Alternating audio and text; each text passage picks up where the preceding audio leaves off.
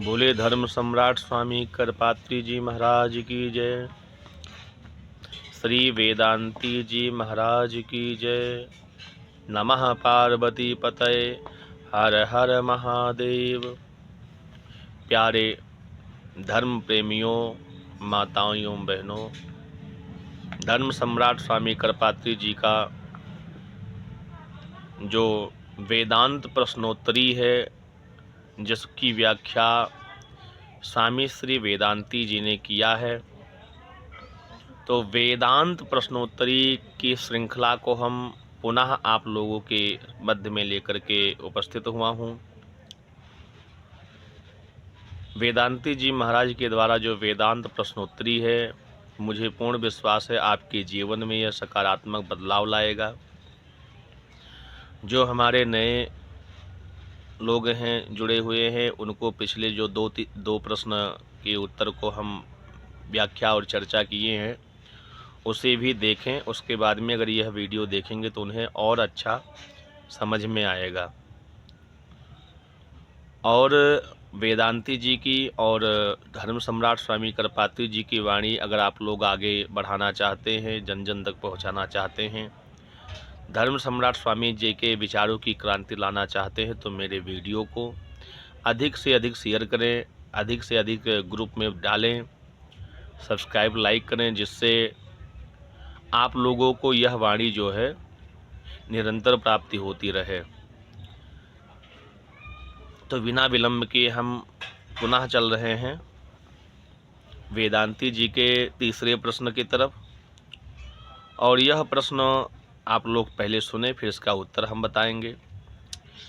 यह संसार अनेक प्रकार के चित्र व्यवहारों से चित्रित है, चतुर्दश भुवनों से सुशोभित है। देवता, दानव, पशु, पक्षी, सांप, सूकर, कूकर, वृक्ष, गुल्ब, लता, नदी, नद, भूधर, सागर आदि विचित्र पदार्थों से यह परिपूर्ण है। इस चित्रित संसार को किसने बनाया, कैसे बनाया और किस वस्तु से बनाया? क्या यह संसार सत्य है अथवा असत्य है? यह सत्य असत्य दोनों से विलक्षण है। यदि साधी है अथवा यह अनादिकाल से है या अनादिकाल से ही चला आ रहा है, इन सब के बारे में बताइए। तो यह प्रश्न है।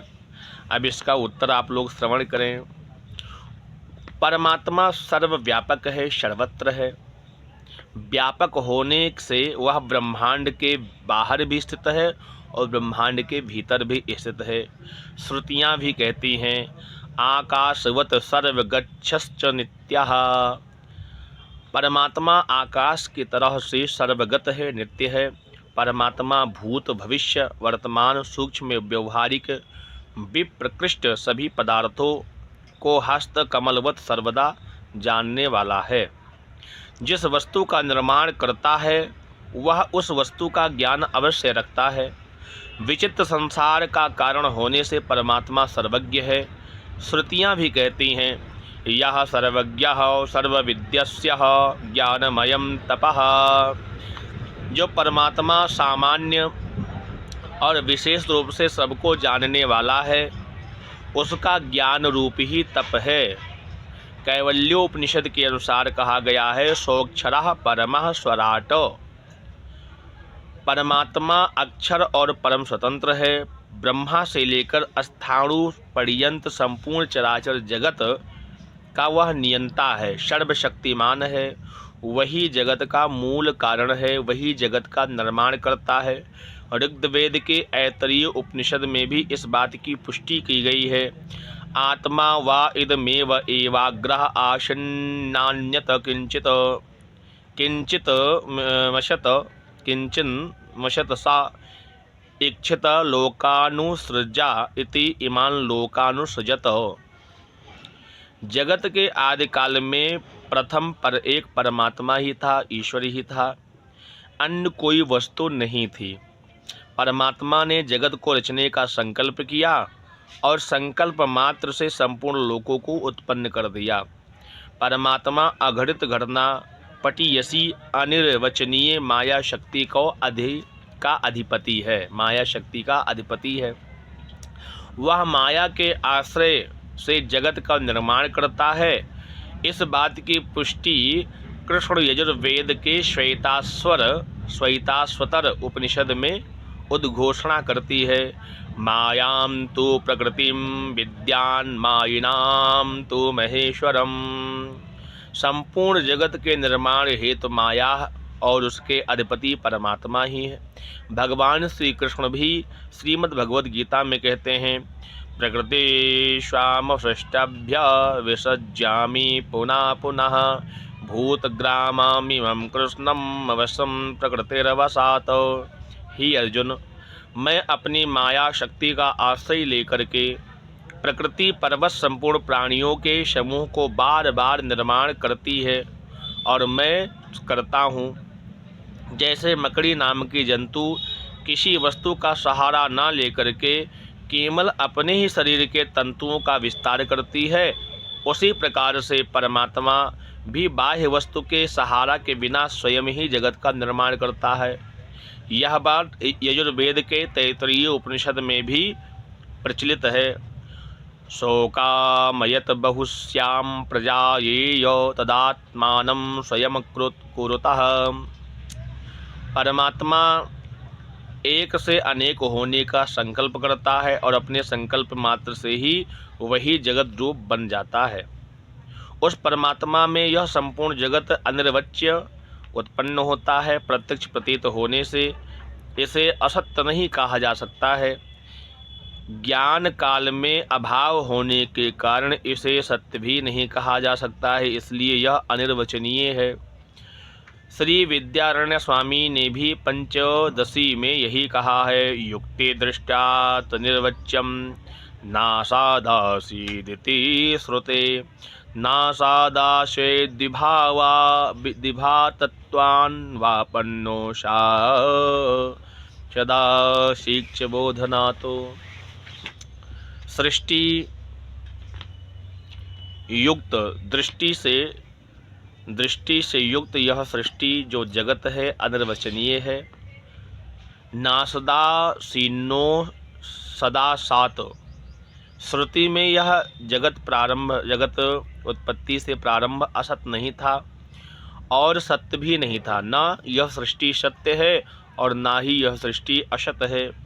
प्रत्यक्ष प्रतीत होता है परंतु इसलिए असत नहीं है। ज्ञान और काल में इसका बाद हो जाता है, इसलिए यह सत्य भी नहीं है। तो वास्तव में तात्विक दृष्टि से विचार करें तो यह सब देखने में मिथ्या ही लगता है। तो छ्वा निर्वचनया चा वास्तवी चेत सा त्रिधा गेया माया चित्र भी बोधे श्रौत योक्तिक्त लौकिके। इस जगत रूप माया को तीन प्रकार से जानना चाहिए। लौकिक दृष्टि से यह सत्य लगता है, युक्ति के से विचार कर देखने से अनिर्वचनीय सिद्ध होता है, वेदांत की दृष्टि से मृग तृष्णा के जल के समान आकाश की नीलिमा और सशृंग खरगोश की सींग के तरह यह मिथ्या प्रतीत होता है। जगत आदि है अथवा अनादि है। विद्वानों की इस दृष्टि में प्रवाह रूप से यह जगत जो है अनादि है। यजुर्वेद के कठोर उपनिषद भी यही कहता है कि एषो श्वत्वा सनातनः, यह संसार रूपी वृक्ष अनादि है। ऋग्वेद का मंत्र भी यही कहता है, सूर्य चंद्रवसौ धाता यथा पूर्वं कल्पयत दिवंच पृथ्वी अंतरिक्षो मिथो स्वः। जिस प्रकार पूर्व कल्प में सूर्य था, चंद्रमा आकाश था, पृथ्वी थी, अंतरिक्ष स्वर्ग आदि थे, उसी का स्मरण करके इस कल्प में भी ब्रह्म ने वही बनाया जो पूर्व कल्प में था। इससे भी यह जगत अनादि सिद्ध होता है। गीता में भी भगवान कहते हैं, ये नेरूपमस्येहा यथोपलभ्यते नान्तो न चादिर्न च संप्रतिष्ठा। हे अर्जुन, यह जगत जो वृक्ष का रूप अंत आदि की स्थिति उपलब्ध नहीं है। बोले भक्तवत्सल भगवान की जय। तो मित्रों, आज तीसरे प्रश्न की चर्चा किया। वेदांत प्रश्नोत्तरी का जो भी प्रश्नोत्तर है, जैसा धर्म सम्राट स्वामी कृपाती जी के परम लाडले शिष्य वेदांती जी ने लिखा है, जिस अक्षरों में लिखा है, हम ज्यों के त्यों वही वाणी आपको पहुंचा रहे हैं। इसमें किसी तरीके से मिलावट नहीं कर रहे हैं, तो उनकी वाणी शुद्धता के साथ आपके पास पहुंचे, यही मेरी कल्पना है और यही मेरा ध्येय है। तो अगर मेरा यह वीडियो आपको अच्छा लगता है तो और लोगों के मध्य में भेजें, जिससे वेदांती जी की वाणी और धर्म सम्राट स्वामी कृपाती जी का विचार आप लोगों के मध्य में आसानी से उपलब्ध हो। तब तक के लिए सभी मित्रों को, सभी धर्म प्रेमियों को जय श्री कृष्णा, राधे राधे। नमः पार्वती पतये, हर हर महादेव शंभो।